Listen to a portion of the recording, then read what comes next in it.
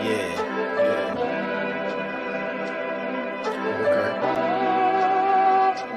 Did you make that? Did you make that? Did you make that? Silent Hill TDS, J. Leo, Hitchhikers. Check. I'ma spit fire and propane. Keep a little baggie of some veggies, your romaine. Zombie ass bitch tryna eat up the whole brain. While this bummy ass nigga still asking for more change. Get your taste buds lit, popping right under your tongue. Lighting up a sharp strain, feel like it's chopping your lungs. Smoke another leaf to the head, feeling like Danny Phantom. Got a medicine jar in my car full of zany samples. Running with the fashions with my rashes getting low. Get down on the floor, blood races like I'm whipping blow. Shit show for show, I don't know what, just release and go. Can't hear what you're saying, this sweet too loud and you're speaking low. Johnny smoking haze in a blaze, I got heat to throw. Then I'm let the heater flow and send it to the heat below. Think it's a game, I pick the date before you let him roll. Think I'm insane, but from the start I never had control. Have you ever danced with the devil in the pale of the moonlight? Have you ever laid with a demon with the flames by your bedside? Smoking the air, sipping on spirits, get the mood right, get the crew hype. Middle fingers to the blue lights, dancing on your grave while I gaze into the moonlight. Rolling through the city, heart is empty, but I'm feeling frisky, knowing I can make it even though these niggas want it in me. Got some rolling papers and some bitches, yeah, we getting litty, feeling out of place. Fuck it, I got my niggas with me. We on a long road, smoking trees and bagging hoes. Love is faded, I'm jaded, consequences are never told. Running out of character, the real me is getting old. Facing the facade, 50 shades, and I fall below. I'm on some new shit, underworld a new bitch. Your loose lips tangle you up, I guess this news fits. I do this, spitting some fire and meth doom hits. The sun god bringing some light, now watch your mood switch. Hieroglyphs when writing scripts, namaste but conquering. Conjuring some spirits in the valleys where they die and quit. Just a gladiator on a righteous tip, still sharp and steel, but I'm colder than the Arctic gets. Ciao. What's up, y'all? How's everybody doing tonight? Thirsty Thursday. It's your boy Wild. Come on in the building. Hope everybody is having a great time, enjoying their lives, living lives, smiling, spending time with loved ones, doing what you do, getting money, making babies, whatever y'all do. I hope y'all enjoying your night. Thank you for joining me tonight. This is episode 104.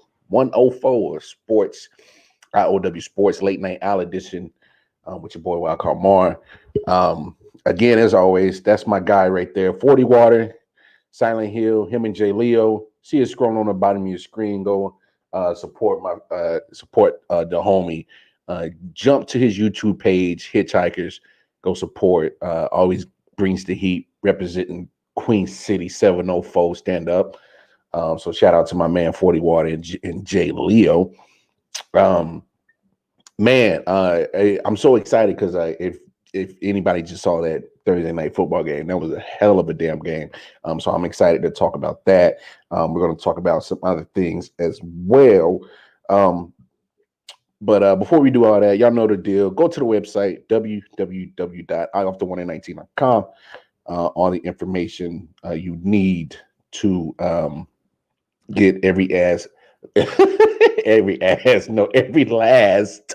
piece of information of every social media platform we're associated with. Of course, the merch, cop some merch. I'm rocking some Eye Off the Warning podcast merch. Of course, there's some I.O.W. Sports merch over there. And then, of course, Detroit Mail has his exclusive T-shirt line, J. Edwin collection on there. Great shirts, man. They're comfortable as hell. Hoodies and all that. So that's on there. And, of course, the link to get to the Patreon if you're feeling real charitable. Help us out with some of these expenses. And most importantly, go down to your respective app store, your Google store for you Android users and Google users, and then go to the Apple store for you Apple and iOS users. I.O.W. Network app. See it scrolling on the bottom of your screen. Go cop the app and help us out. Y'all going over to our YouTube page, Facebook page, Instagram page. Follow us, like, share, subscribe. Hit the notifications, the alerts to let you know when we drop in an episode or going live. Do all that, but most importantly, share the word. We are trying to keep building on this thing, so help us out. Help us out. Now that we got all of that out the way, let's get down. To business and what we came here to do. We came here to talk some sports. That's what we came here to do, y'all. I do got a couple of top plays today. Yes, I said plays. I got plural. I got more than one. I was gonna do just one, but then I saw something else. So then I gotta go two. I gotta throw it in here. So here's top play numero uno. Check this out, y'all. You're fortunate. Get 2 for 1 here if you want it. Andre knows that. So does Steph. So there's the free one. He went a Steve Nash one-footed jumper from the three-point line. Yeah, you can smile a little bit about that. He's just like, I got it like that. I don't need to go off 2 feet. Ever? How many guys shoot 1-foot runners from 25 feet? Anthony Melton's going, come on. Even he's impressed. Like, what did I just do? And Steve's got that wry smile like, oh, man, this guy's something else. All you can do is laugh. Look, y'all, if you don't consider that impressive, then I don't know what to tell you. Just like the announcer said, who is hitting 1-foot runners from down 25, 30 feet out? Nobody.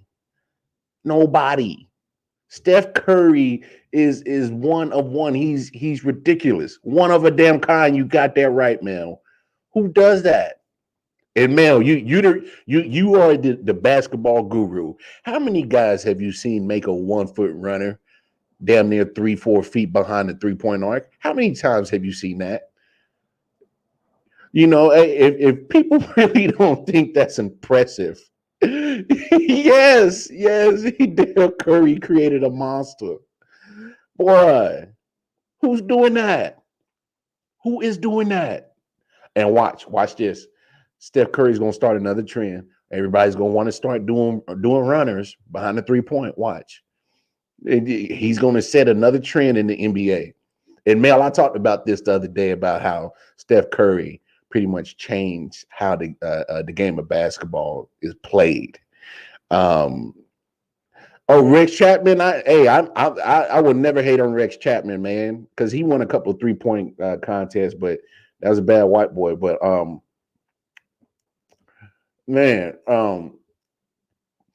was talking about this the other day, Mel, on how Steph changed the game, how basketball is played. When he got into the league, and it took him a couple of years for him to start getting his feet planted firmly in the NBA. He literally is doing things that make change the analytics game for sure with basketball. Now you see everybody wanting to shoot threes. That's the positive because he changed the game, but here's the negative.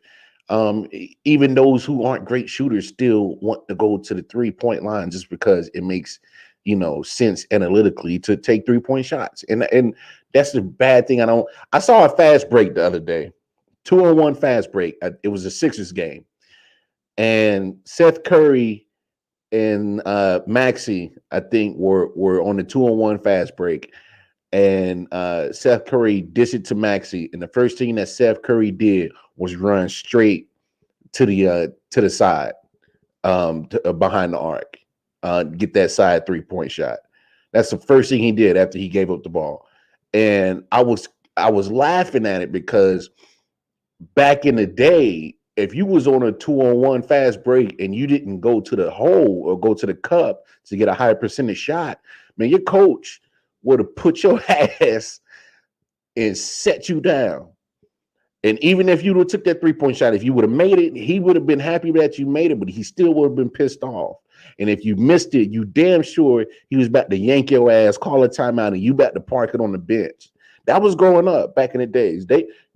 Coaches were not happy about you taking a 3-point shot on a 2-on-1 fast break. They was not happy about that. Now, in the NBA, that's what they do.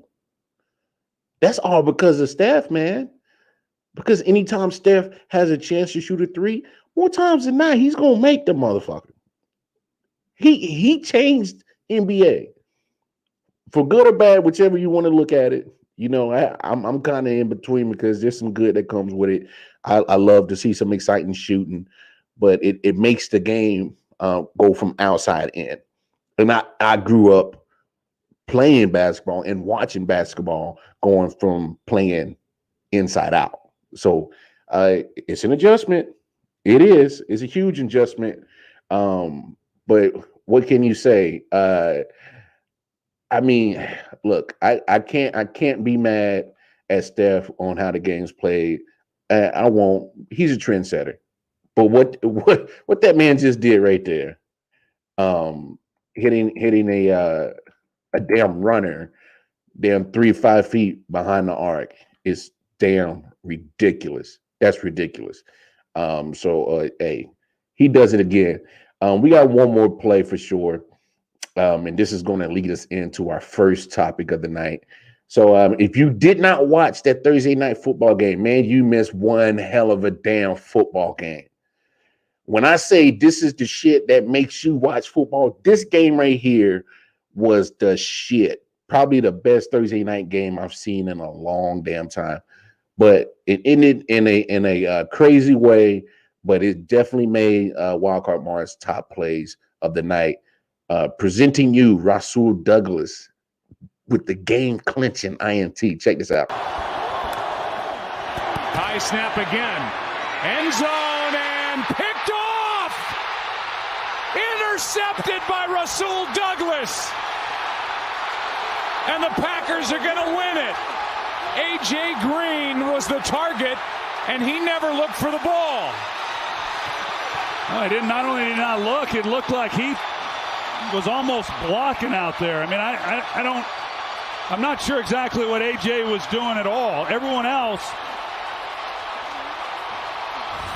you see Kyler Murray on the ground, but here's a look at it. I don't know that. I'm not sure exactly what happened with A.J. Green, if he just saw the way that Douglas was playing him, that the ball was going elsewhere or what. But what a play by Rasul Douglas. His first interception. Wow. I get for the game to end like that. That is crazy.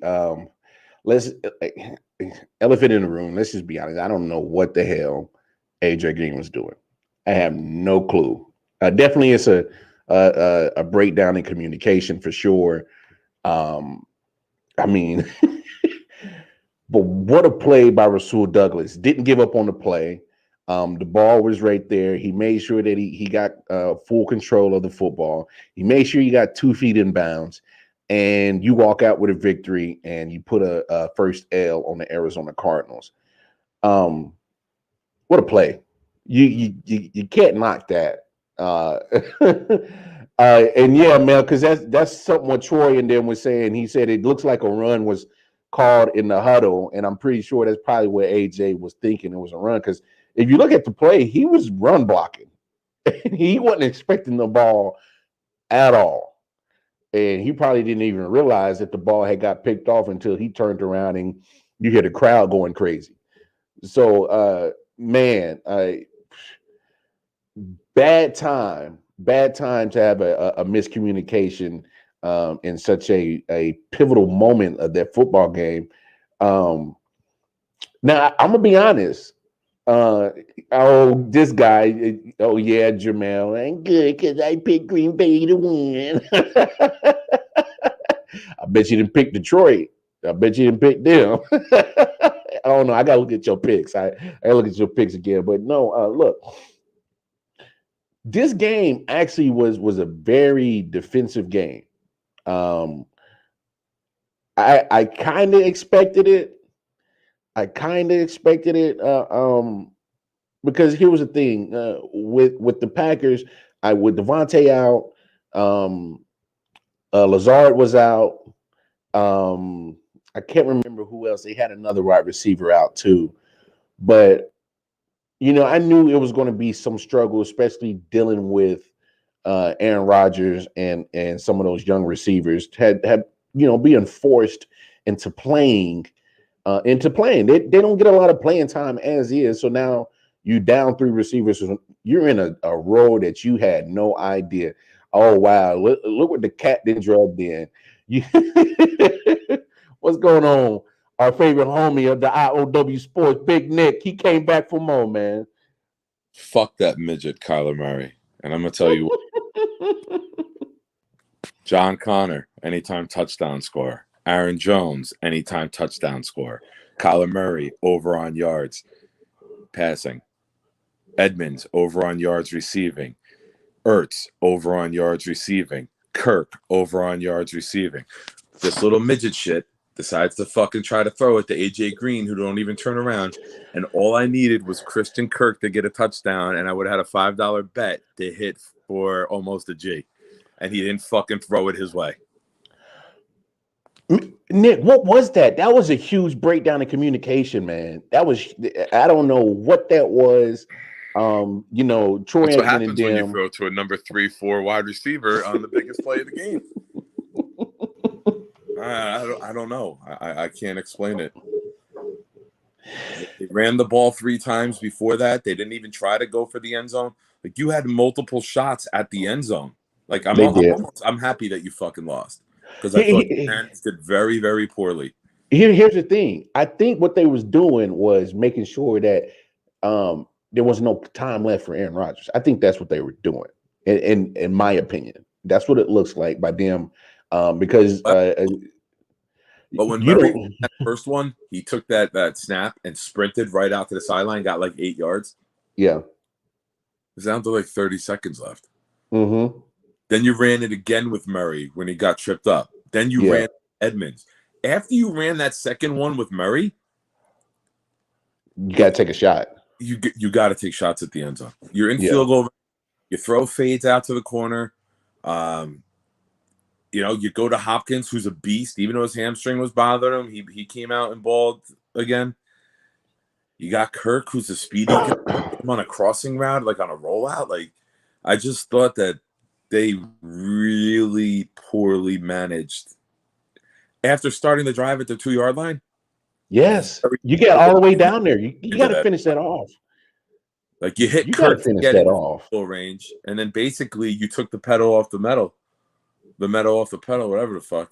You just like you shit the bed. Like, you gave that game away. And what I said earlier, like, I don't know if Arizona's ready for that moment. And you saw at the end of the game, they weren't. I was this close to picking the Packers just because of that Aaron Rodgers factors. But here's the thing: Green Bay actually leaned on their running game. They leaned heavy on their running game. They themselves, man. They are so talented with the scheme and the fact that they haven't had to change the scheme in so many years. I mean, when they hired the new coach, LaFleur, they almost ran the same system. Like, they just took it and they tweaked it a little bit to modernize it. But when you don't have turnover and you have same guys in the same system, you can change the game plan and be very successful. And they did that without Bakhtiari too. They manhandled the Cardinal. Without Bakhtiari, without Adams, and you go into that game and you win. I know everyone's loving the Bucs right now, but watch the fuck out for the Packers, because them healthy is very scary to the rest of the league. It is. And here's the thing. So here's where this game, I know it came down to that final play, but here's some missed opportunities. I mean, you got 2 turnovers at bad times for the Cardinals. They lose the turnover battle. They lose the possession battle for sure. Green Bay had this possession for pretty much 38 minutes of the whole game. I mean, you lose that battle. And then, like I said, Green Bay controlled the clock by running or the momentum of the game by running the football. Those are things we always talk about on this show. Can you maintain your running game, control the clock, and minimize turnovers? And when you see a game like this, right? Like, it's so simple. It stands the test of time. I say it all the time. No matter how you evolve your playbooks and you're running quarterbacks and all this other shit, run the ball, control the clock, don't turn it over, play defense. Those are things you can do anywhere, anytime, any weather, indoors, outdoors, night, It don't snow, matter. rain. It translates everywhere. Yeah, man. It translates everywhere. all the other shit is fun and flashy, but football can be broken down into simplicity. And doing those things makes it simple because you greatly put the odds in your favor. If you do one or two really well, Yeah. you're okay. Yeah. You do all four, you got like a I think it's like almost a 90% chance of winning the game when you control all of those things. It was a great game, and I gotta give kudos to both defenses. I think both defense showed up tonight. And I think that was probably one question I wanted to see where Arizona, how big of the impact of not having JJ was there. I don't think it was necessarily felt in this game. I don't know if it'll affect them further down the line, but well, he's good with the run. He's a good run defender because he's physical. So they kind of manhandled them up front with that a little bit. yeah, I think you saw how they came out with that plan with both running backs together in packages. Yeah, I remember too. Green Bay was missing their top 3 wide receivers, and they still won on the road. If they're fully that says loaded, a lot about Green Bay. This could have been a 25-point game if they're fully loaded. That says a lot about Green Bay. That says a lot about how dangerous they could possibly be at full strength. Just like you said, Bakhtiari still hasn't came back yet. There's Alexander wasn't playing. Yes, Zaire Alexander hasn't been playing. 3 of their top 4 talents didn't play. Yeah. You know, they had Aaron. That was it. That says a lot. Onion went out like third quarter early. Yeah, and that injury didn't look too good neither. No. But I mean, trade deadline's coming up. Did they make a trade? Tuesday. Oh, they you got to. Yeah, you got to get a tight end now. He looked like he was leaning on that guy in the tunnel walking out. Yeah, and I'm not gonna lie, I dozed off falling asleep right after that, and I woke up for the Cardinals' final drive. So I missed the excitement. Well, you woke up at the great time, and this is why I say right now that impact of losing JJ isn't so detrimental to the Cardinals yet, because they were able to stand on a couple of goal line drives and held the Packers to either a field goal or stop them on 4th down. So I give him that credit. They muffed the punt that Rondale Moore touched. They got it at the 3. And Rodgers went 0 for 3. I can't remember last time I saw Rodgers throw 3 straight incompletions. Maybe it's probably in January. probably a January game. But hey, look, the Cardinals should chalk this up as a learning experience because they had this game. You take a couple of those mistakes away, and they possibly could have won this game. But to your point, this shows how good Green Bay could possibly be, not at full strength. You go into a tough environment, playing a good team, and you walk out with a victory. That's something that they could build upon, and to going into the second half of the season with a good stretch. That's a momentum builder right there. Absolutely. Now I know that the Saints won the division and Tampa Bay finished second, so you don't have the Green Bay versus Tampa, the 1 versus 1. Because you played the teams. Do they play each other in the regular season? Because you could be looking at 2 teams that end up 16-1. Talking about Green Bay and Tampa? Yeah. Do they play? I'm looking at it right now. No, they don't see Tampa. Matter of fact, let's go ahead and run down Green Bay's quick schedule. They get the bye, so they that's a good momentum builder going into the bye. Yeah, get everybody healthy. Coming out the bye, you get Seattle. We see what Seattle is. Steamroll. They got Kansas City, right? No. Yes, they had Kansas City. No, they got Kansas City on the 7th, so they don't get the bye. I apologize. So they see Kansas City next week in Kansas City on the 7th. No, you. I know what you're doing. Kansas City's playing so poorly that you're marking it down as a bye week for the Packers. So I can call that. You started to talk about your team. That was a good one. That was a good one. We're becoming too close, bro. That's a good one. So they got Chiefs in Arrowhead, then they get Seattle. So that is a bye week for sure right there. They get Minnesota in Minnesota. That'll be a competitive game. And then they got the Rams at home. I think it's better to get the Rams at home. If you go to LA, that's a different conversation. Yeah. Bears, go to Baltimore, get Cleveland at home, get Vikings at home, and finish off the season at Detroit. So not too tough of a second half of a schedule, but they got a couple of games in there that they better wake up for sure. I mean, they should be favored in every game. Maybe at Baltimore. If Baltimore's playing well leading into that game, that might be the only game they're not favored. But still, I think it's about even. Because you get a field goal for being home. If I said this earlier in the year on the show, Aaron Rodgers usually has that game where they shit the bed. They got that out of the way in week 1 when they shit the bed against the Saints. They were like, let's just get it out of the way now. So That's usually his saying is a better clear path now at this point. It's like, all right, let's get it out of the way so it doesn't fuck us up the rest of the season, and then we'll just run the table and go win 19 in a row. How about that, man? If the Packers go and win the Super Bowl and they're 19-1, 17 games, they'd be 20-1. This is nuts. That's nuts to think about, but here's the crazy thing at the end of this. Even if they get to the Super Bowl or even win it, I still think Aaron is out of there. I think he is too. I think him and Adams are packing their shit and they're going somewhere together. To be determined where. I said New Orleans, but I mean I can see some reason Colin Cowherd thinks that Pittsburgh makes the best sense for him. I don't know. I don't see that. I understand the defense, what you got. And you got a young stud in Najee Harris who's going to continue to get better. But I'm not so sure about that offensive line. Even if you do bring Devontae Adams with you, Juju has to go. I think you definitely keep Chase Claypool. You keep him. He's a mismatch just because of his size. He doesn't necessarily need to get separation. He can just, out muscle and out jump defenders anyway. So you keep him. Yeah. You got a couple of weapons on Pittsburgh offense, but I don't know if you definitely can't keep Juju if you're bringing in Devontae Adams. That can't work. He's only a 1-year deal anyway.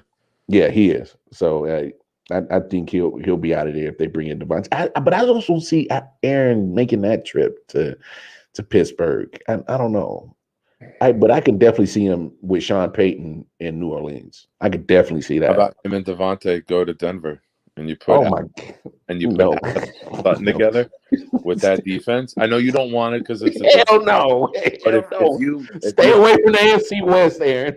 But if you're putting the Tom Brady factor in, where Rodgers is picking a roster and bringing his boy with him, like Brady did with Gronk, I think Denver is near the top of that, and Las Vegas. I know Carr's playing well, but I don't know, man. I don't know if you stick with them. If you have a chance to get Rodgers right now. Oh, if any team has a chance to get Rodgers, there's probably the Chiefs and the Buccaneers probably be the only two teams that won't do it.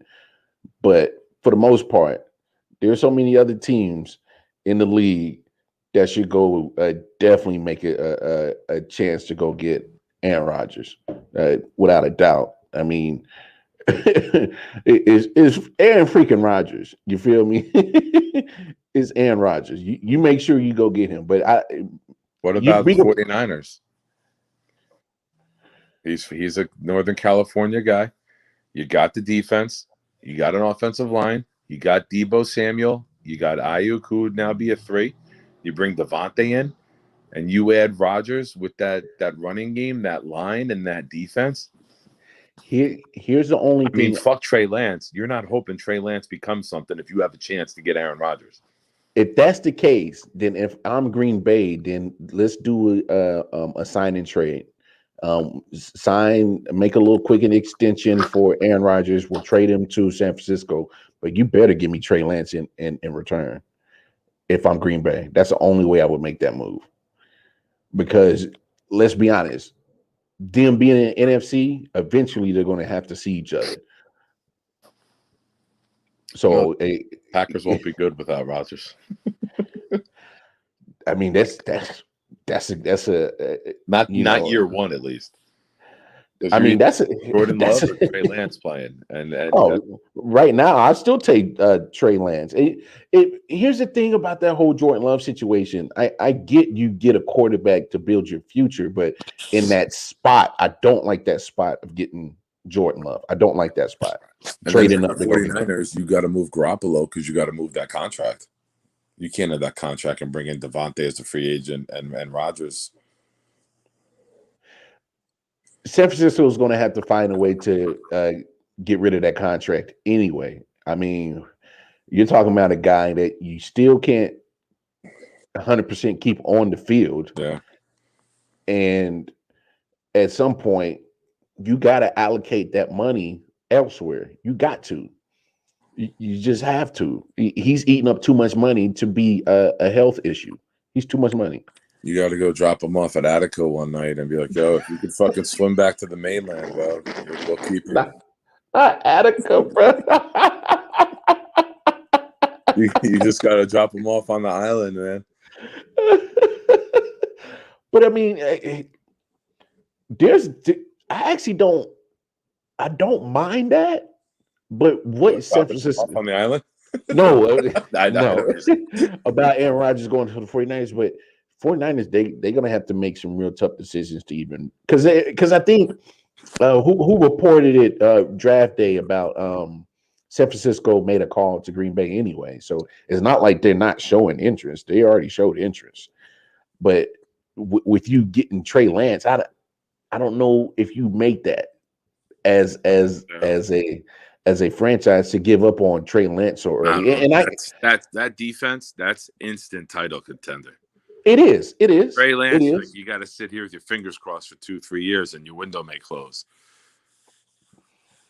And that's the thing, because there's a lot of teams whose window was open right now, especially in the NFC.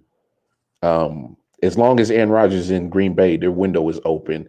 The moment he leaves, that shit shuts. So Slams. Instantly. I mean, let's be real. We don't know, because Rodgers took over for Favre, and they went into a contender. I think they went to the Super Bowl the second year with Rodgers in 2009 or 10. Yeah, 10. But you talking about hoping that Jordan Love can do that? I don't know. And nobody thought Aaron Rodgers was going to do it, right? No, nobody thought that the kid from where'd he go? He went to Cal. Nobody thought that he was going to come in and not miss a beat from Favre and even play better than Favre. I think people saw potential in Aaron Rodgers coming in. Now, what he has turned into, I don't think nobody probably saw that. Yeah. But with Jordan Love, I wasn't impressed of what I saw at Utah State with Jordan Love. I just saw a raw kid that has great athletic ability, and if put in the right situation, could succeed. Yeah. So, I mean, what position does he need to learn? You telling me if he can't learn anything from Aaron Rodgers, then it must be something wrong with him. You're right. You know what I'm saying? And there's no reports are saying that Jordan Love is ready to take the reins of a franchise right now. Yeah. I just think I'm looking at Aaron Rodgers, and I just think he's on the fuck you tour. And I'm not saying week 1 was intentional, but I think it's kind of like, all right, I did shit the bed one game. Now it's the Steve Austin. I'm doing double middle fingers to everybody the rest of the way out. Chugging beers. Yeah, and just, top rope with the 2 middle fingers going. I look at this team and doing tonight what they did without Adams, Alexander, and Bakhtiari, and Lazard, and Valdez Scalding Valdez, whatever his name is. Yeah, Scantlin or something. Scallion. What team in the NFL? You think Tom Brady's going to win a game if he loses Evans, Brown, and Godwin? And Wirfs, the tackle? That's a different team. And Shaq Barrett, their best defensive player? That's a different team. Yeah, I don't think they're going into Arizona and winning. I don't think Tampa could go win that game if you take their top 3 receivers out. This team is loaded, man, and as long as they don't self-implode, I mean, they got to be the favorites for the bowl right now. Here's another point that we need to make about the Packers real quick. When you see the defense being comparable, being a asset to that offense, because that defense made some plays tonight. I mean, the game winner, of course, but they're getting sacks. Like I said earlier today, they're in the top 5 of getting sacks on the defense. So you get that formula what Aaron Rodgers needs. He just needs enough defense to make a few plays, and the offense, we're going to get the ball moving. Is very comparable to that championship team that they had. Is very comparable. Very comparable. So and now you can just get healthy. Winning this game helps you because now you got the tiebreaker head-to-head against them. And that's huge because it's going to be necessary come January. These tiebreakers mean a lot more now because there's only one person getting a bye. Yeah, exactly. There's only one person getting a bye, and especially when you got so many teams that's going to be loaded at the top. Because in the NFC, there's at least 5 teams that got a true shot at getting the championship or making it to the Super Bowl. So that the Rams, you got the Cardinals, you got the Packers, you got Tampa Bay, and then you got Dallas. Yeah, unfortunately, I hate to say Dallas, but they're in there. I listened. I know. Yo, you said that with true disgust, my dude. Fucking hate it.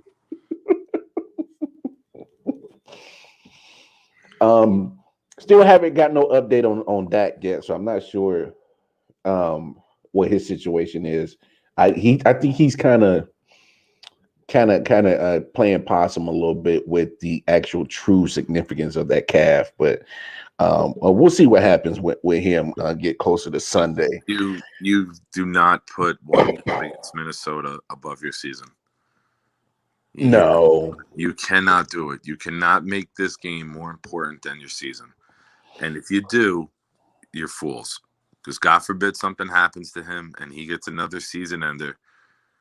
You don't want to see that happen to a young quarterback. Like he's a star. You protect your stars. You know, if it's a pinky on your non-throwing hand, okay.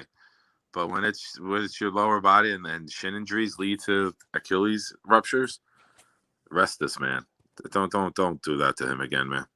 As much as he wants to compete, you got to look out for his best interest and your best interest, which is keeping this kid healthy and going. It's a marathon. It's not a sprint.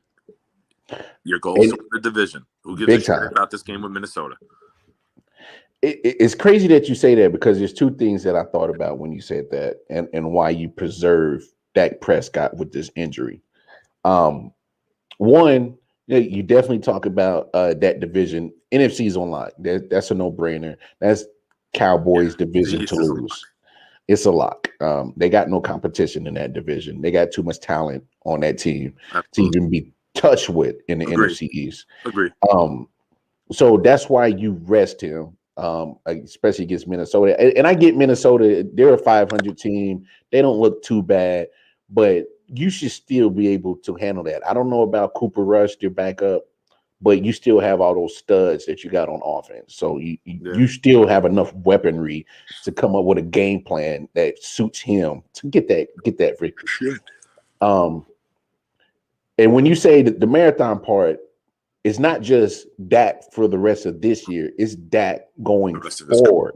Yes, his career. Because if that calf turns into an Achilles problem, that's at least a year plus of recovery. Now you're going into next year, not starting with him. You're going in, you're definitely starting off the season without him. So you don't want that. That puts your team in a bind going into next year if he's not available.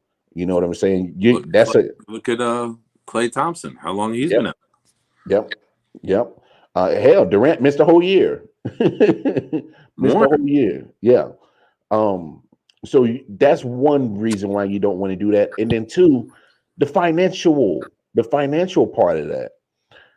it does you no favor having Dak Prescott sitting on the side hurt when you just gave him that big ass contract extension.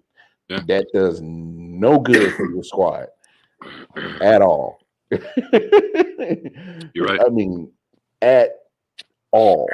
You know, when you got a $40 million a year man just sitting on the sideline, resting up, healing, that does you no justice. And then we saw what it did last year without Dak. That team absolutely fell apart. Absolutely fell apart. It's not. I don't care who they would have brought in. Andy Dalton definitely wasn't the answer. Benaducci, I don't know how the hell he has a job in the NFL. Rush didn't do it. You don't have no option at all to fall back on if Dak ain't there. Yeah. What's your fallback option? You got to trade for Joe Flacco like we did. Bro, when I saw that trade, I'm like, oh, damn. When the desperate get even It's desperater. like the Jets said fuck you to Joe Flacco because they tried to sign him as a backup and he said no and he went to Philly. And they're said, like, come on back. fuck you, we're going to trade for you now. Come on back. No, we're going to make sure you don't have a say in it. You had your say. You went to Philly, but we got you. Bro, this is nuts, man. Real quick, I want to talk about Kyler Murray in the aspect because I think I kind of said it either on this show or the Man Down. The last play of the game after he took that scramble, it looked like he was hobbling. Yeah, he got his toe pinned down, and it looks like it hyperextended the foot a little bit, which sometimes leads to an Achilles or a low ankle sprain. They have to be a little bit concerned about that. I don't think that's nothing to just brush off. Because, and I only say that because you look at the last couple of years, especially last year, when Arizona was actually still in playoff contention, and coming down the stretch of the season, you know, Kyler was starting to have some nagging ankle injuries, knee injuries, and his performance started to decline a little bit. Because he's all about his legs. I mean, I know he's got a good arm, but his game is leg based. He's dynamic. I'll say this because I know people want to compare his mobility to Lamar's, and I get the comparison, but I still think Lamar is in the class of his own when it comes to mobility at the quarterback position. But don't get me wrong, Kyler Murray is dangerous with his legs, very dangerous. I think Kyler's quicker. I think Lamar's faster. That makes sense. Yeah, no, that makes total sense. Since he's so little, he can be quicker and scatter. Yeah. More jitterbuggy. Like a Muggsy Bogues, right? Muggsy Bogues was quick as shit because he was so close to the ground, low center of gravity. But Lamar plays faster. And Murray doesn't look to make those 40, 50, 70-yard runs as a quarterback. Yeah. He looks to get out of trouble, and he still looks to throw downfield. Pass, yes. Him and Lamar differ. Mm-hmm. Murray reminds me that was going to be my next point. Quicker Aaron Rodgers. That's fair. That's a fair assessment. He'll break the pocket when there's nothing there, but as he's running, he's still eyes up and downfield. And that's part of his game, and that's why I think that little injury at the end of the game, they should definitely pay attention to that. I'm sure they will. Because if you take that part away from Kyler Murray's game, he's a different quarterback. And I think he can still have enough gutted out to, you know, still make sure that he can make accurate throws and still be, you know, a weapon in the passing game. But when you take that part of his dynamic game out, that limits that offense just a tad bit. You know, especially limits him. It does. It limits him because he's so small. Mm-hmm. If he was 6'4" and that happened, he could still get throws off from the pocket. But when you bend your knees and you're spread wide, you're going from 5'10", 5'11" down to 5'7", 5'6". He needs to get that separation sometimes to see downfield too. Mm-hmm. So he's got to maneuver in the pocket to open up his sight of vision, his line of vision. You know, and if he can't scatter and shuffle around like that, that offense is definitely taking a major hit. especially if they're not able to protect him, because Green Bay did get some pressure on Kyler Murray tonight. They were consistent for sure with the pressure, and if he's not able to do his escapability, that's a different offense. And I'm not saying that Arizona is going to automatically decline, but then don't I'll be. say it. I'll say it. If he can't run the way he runs and maneuver around the pocket the way he does, that offense goes back a couple of notches. They're not the same team. They're not as much of a threat. Especially when you add Hopkins' hamstring into it, because you saw that they took a hit offensively before that he was happened. on, because Hopkins wasn't Hopkins. He was out for 2 quarters. How are you out for 2 quarters with a hamstring and then come back in? Like how does the team say we're going to put you back in the game?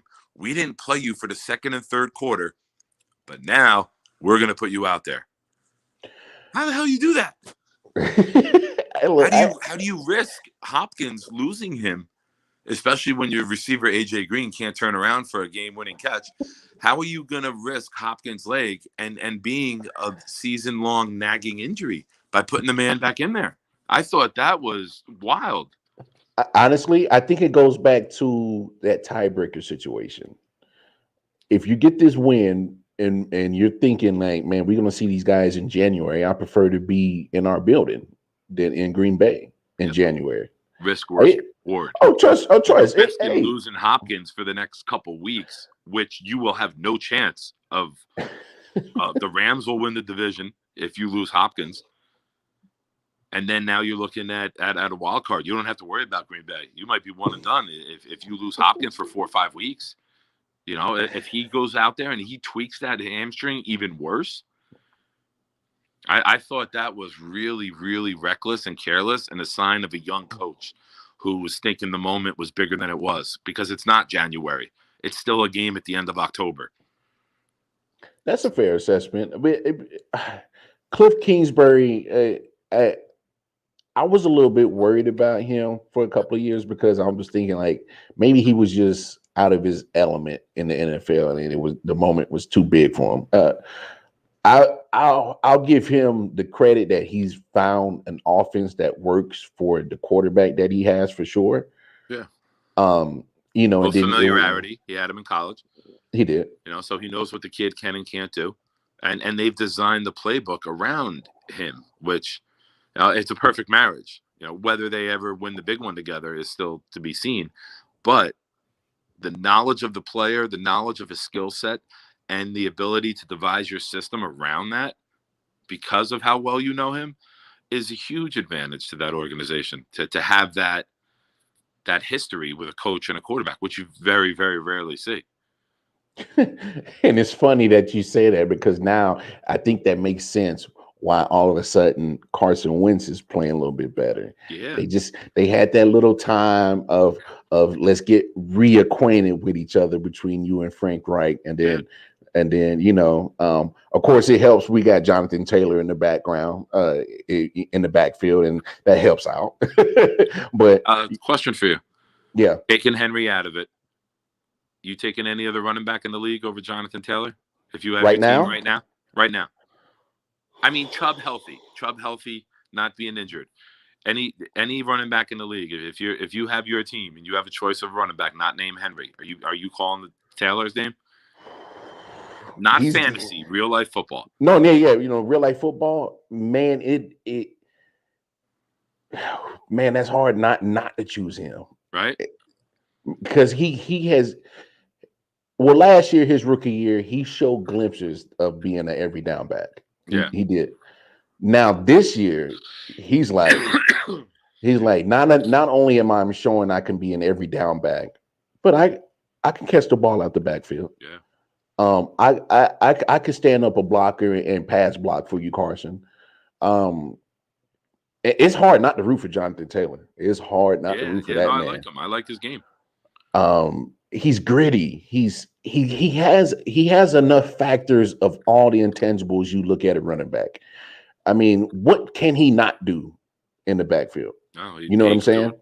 That's why I raised the question, because I watched that game the other night, and I'm becoming a very big fan of his. Oh, For some reason I like Wentz, so I was watching that game with a little more interest than I would normally watch, like a Monday night game or Sunday night, whatever it was. And I thought of that during the game. I'm like, you know what, man? I'm like, if it's not Henry, I go, this might be the number 2 back in the league right now, skill wise, talent wise, overall game. I mean, Chubb's in the conversation. McCaffrey gets hurt, so you're bumping him out. Elliott, we saw last year, he declined without the line. Barkley can't stay healthy. Dalvin Cook, I don't get to see enough he to can't stay healthy really neither. He can't stay appreciate healthy. his game. Kamara is not really a runner. He's more of a slot receiver that you use as like a queen on a chessboard. So he's more of, that's why he's so happy about getting Ingram back, because now Ingram can be the runner and Kamara can go back to just catching 90 balls. Big time. I said that last night on last night's show. Once I saw that trade happen, I'm like, oh, Alvin Kamara is smiling right now. He's like, that's less physical abuse I got to take, and I can do. The Saints about the trade and was like, go get him. Well, you might as well. You're not. Michael Thomas looks like he doesn't want to suit up in a Saints uniform no more. Yeah, Kamara is your Michael Thomas. He's going to be your guy catching 10, 11 balls a game, as he did against Seattle. Yeah. I looked at his stat line. I'm like, kudos to beating Seattle. I looked at his stat line. I'm like, oh, this man got 11 catches. Oh, this man got. Yeah. So it's hard not to root against Jonathan Taylor. I like the kid, man. That's a good question from Nick, because when you look at the way that the running backs are used nowadays in the NFL, it always seems to benefit teams that have that running back by committee. Get your scat back, get your in between the tackles running back, and have at least 2 to 3 guys that you can alternate through to keep your running back room fresh and healthy. Colts, for instance, they got 3 studs back there. Hines from North Carolina State, Naheem Hines, I think that's his first name. He is going to be more of your scat back for the Colts, and that guy can definitely take a screen or a chair route out the running back position and do wonders with it. You still got Jonathan Taylor, who's, we're going to all about him because he's all worldly right now. And then don't sleep on Marlon Mack, is not a scrub. The Colts they got a nice trio there. They have a nice backfield. they got the perfect backfield, right? They got the elite guy, and then they got the perfect complements to him. They got their pass catching running back, and then Marlon Mack is a tweener, because I think he's in between of being he's a good pass catcher, runner, and he's a decent backup catcher. He's not great at anything, but he can do it all, but he doesn't do it all at an elite level. But he can step in for anybody. Which I'm still okay. So I understand the Colts putting him on the trade block, because you at least still want to see what kind of value you could get for him. But I say still try to keep him. You can't beat having 3 running backs. You can't beat that. You can use them so different. Everybody gets dinged up eventually. Yes. Defenses are so fast and strong and aggressive that everybody gets injured.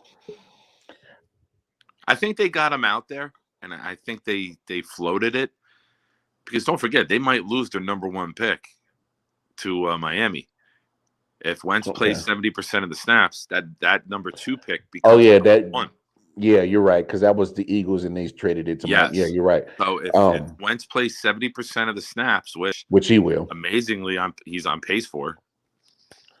Let me knock on some wood. I'm saying he will. I'm saying he will. I'm waiting for the other shoe to drop. So basically, got to play 13 games, and he'll get it. If he misses 4 games, it'll be close. It'll be play breakdown percentage, but float it out there, right? Like you want to recoup some draft capital. maybe you get somebody who's desperate and overpays. Maybe you have somebody who has something with the Niners had week 1 where like 3-4 running backs got hurt. Go down, yeah. Yeah, and somebody has to get desperate, and they got playoff hopes. Take the Steelers, for example. Najee Harris goes down, you're going to have to panic and make a trade. But now, this late to the draft deadline, you might be better off just keeping them because you're winning games and you're being competitive and you're making a playoff push. We'll see what Chris Ballard does. I think he should keep Marlon Mack because that makes a great running back room.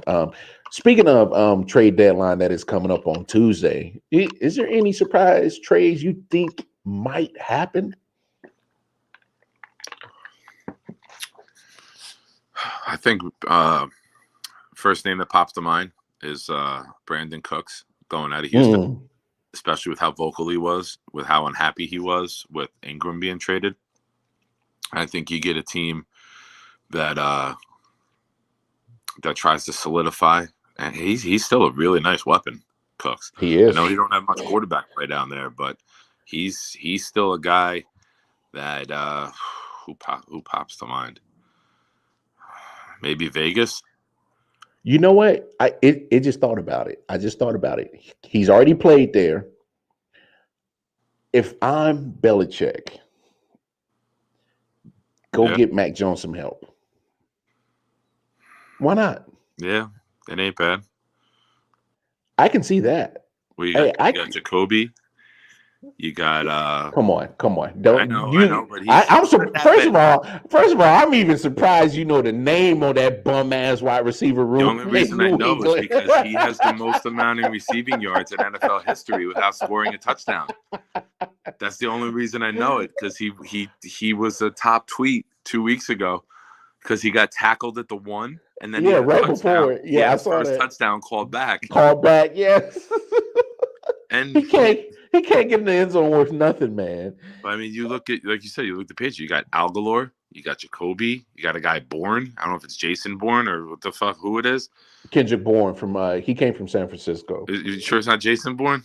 hey, Bourne supremacy is something I don't know. But you get Cooks out there now, and now you got the emergence of Harris, the running back. You got an offensive line coming back. You show faith in your rookie quarterback that, hey, we're gonna get you some talent, but does Houston want to help out the Patriots? First of all, Houston ain't going nowhere. Where the hell they going? They took wasn't there some shit with them going back and forth with O'Brien and Belichick? Yeah, but that's the thing. Houston been poaching off of the whole Patriots franchise for the last 5 years and anyway. Their GM is from New England, so there might be sour grapes. New England, you know what I mean? There might be fuck you animosity. I hope everyone hates the Patriots like I do. But I mean, like, I do hate the Patriots just as much as you do. Probably not as much as you do, but I do have a very deep disdain for them. You've never had to sit in a stadium with these people for the last 20 years like I have. No, I haven't. I'm glad I haven't. No idea, man. I'm glad I haven't. I'm not in jail for the shit I've said to these people. But Brandon Cooks would be their ultimate deep threat in New England. That helps. Be nice. You talking about a player that can keep him honest? You like him in Vegas? I don't know. You got Ruggs who can get deep. You got Jones who can get deep. True. Now you can use Cooks underneath because he's a polished NFL receiver. I'm not better route runner. Better route runner. You run guys deep. Yeah. Him on like a 15, like a Tyreek Hill type. You use other guys to clear out, and then you bring him on those deep crossing routes. Yeah. He's a polished NFL route receiver. These other guys are just burners right now. They're not polished yet. They're not. They don't have the whole route tree. Now I hope that don't happen because I ain't trying to sit there and hear shit from damn Raiders fans twice a year. I ain't trying to hear that shit. You're gonna hate this even more. What about the Chargers? You got Keenan Allen and Mike Williams, and now you put Cooks in there too as a third. I would hate that because that gives Justin Herbert more weaponry, and I don't need that. Not against that trash defense my team got. No, sir. He's also played here. How about the Saints? If you have an issue and you don't think Michael Thomas is coming back, I don't think he is. You need to develop. You need to, if you have the chance of a playoff run, you gotta evolve that offense. Cooks helps you there. You know, Dallas is set with their receivers. If anyone seriously gets hurt in Green Bay, that's not a bad place. But you know, Cobb had 2 touchdowns tonight. He stepped up balled. with Adams being out. Tampa, Which I figured. Tampa, you don't really need it. No, Tampa Rams, don't need you no don't more. need it. You got Jackson and Jefferson behind the top 2. Yeah, Rams don't need it. If Hopkins is out long term, maybe. But maybe Houston's hesitant to trade with them after getting raped last time in the Hopkins deal. No, that was Bill O'Brien did dumb shit doing that. I don't know what that was. He was smoking meth that day, bro. That was he was mainlining. He was shooting that shit up. He wasn't even smoking. He was on that H dog. Yeah. I know New Mexico ain't too far away, man. Instead of breaking bed, it was breaking Bill. This motherfucker was getting cooked.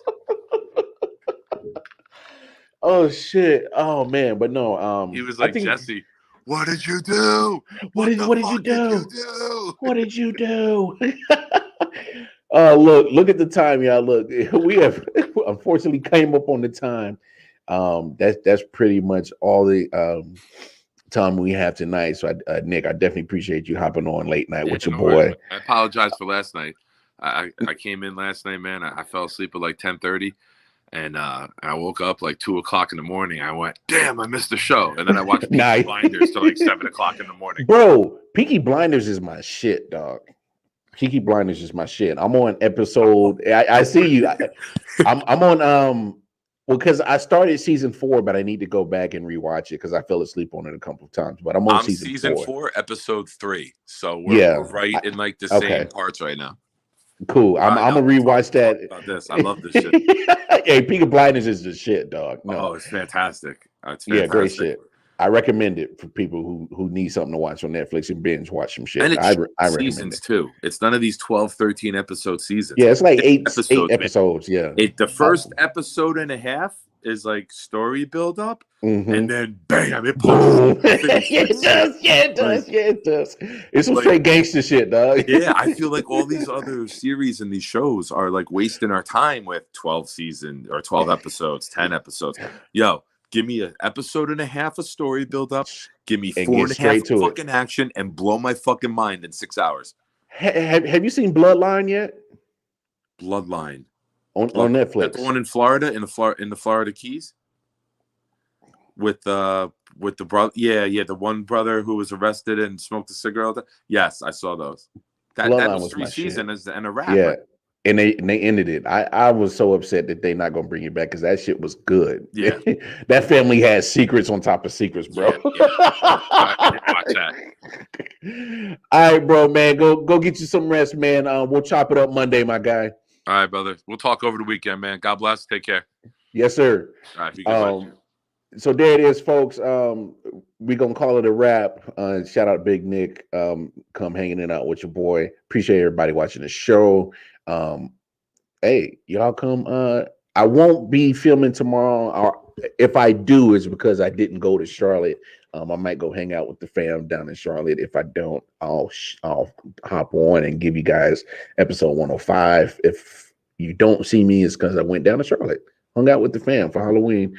Let the girls go see their grandma and grandpa and their auntie and go have some trick-or-treating. So if I don't film, it's because of that. But I definitely will be back Monday for sure. It's been real, y'all. Y'all be good to each other. Be kind. Stay healthy. Go live your life to the motherfucking fullest. It's been real. Welcome more. I'm out of here. Peace. Sound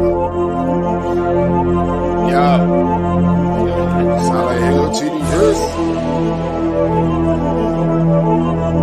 Let's get it. Let's go.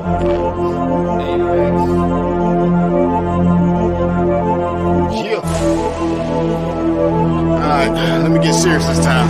Yo, I'm on my God of War shit. All the war spits, let the bass kick, nigga, feel the fucking floor lift. Watch your pores rip from these razor blade fingertips. Smoke hit your face like a hammer fist. Outstanding with suicidal flow. Nose diving to a free fall. Speedball, cannonball, jugging out on Adderall. I just watch the bodies fall. Supercharged like Dragon Ball. When I spit this fire out my mouth, you hear the dragon's call. Daily with explosiveness, just off of this and woven silk. Grind the rapper's flesh in the syrup and call it muscle milk. So nutritious, my hunger forever endless. I'm vicious and bloodthirsty, my nigga. I handle business pretentious, I leave them injured. Eating figures for dinner, underground like not the splinter. Then hibernate for the winter. Illiterate, so I can give a fuck about the sentence. Belligerent, so I don't give a fuck about repentance. Johnny plays with a bag of haze over roast spirits. A force to be reckoned with when I'm beating all limits. These lyrics are packed with venom. Rattlesnakes in the kitchen, cooking the recipes full of poison. I leave them finished. Come to punches, yo, I only landed threes. These thick fried MCs is copping plan B. Never was a M fan, they can't stand me. Been dope since before Hope sampled Annie. If it's smoke, I ain't gon' blame the jammy. Cause folk, my hands is nicer than your granddaddy. Don't spar less you a piece and a half. If you same boat when I put feet on the track, I fuck MCs up, I'm bringing evil back. Yea, though I walk through the valley, I push it. They gon' find rappers that got at me in my footprints. The embodiment of cocaine and no-dos. I got a habit of pulling souls through nose holes. Open your old hole, sugar, you sweet. If it's BP, I'll bring it to your door like Uber Eats. Deliver a fade to all you niggas, I just wanna unload. Basking and scream on my foes, find a way to compose. The ashes play up my throat, pull them fuse up the dope. Blow a ring of the smoke, terrorize all the small fires, wash them down with a coke. Viciously viscous, I flow like rape whispers. You wishless spitters will beat the Big Dipper. Front away, bitch, you ain't clapping shit. Keep playing G, the mask don't fit. You tonic water MCs minus the flavor. I'm the illest since my mom went into labor. Sick with it, slick with it, punchlines is a major. You motherfuckers to sit back.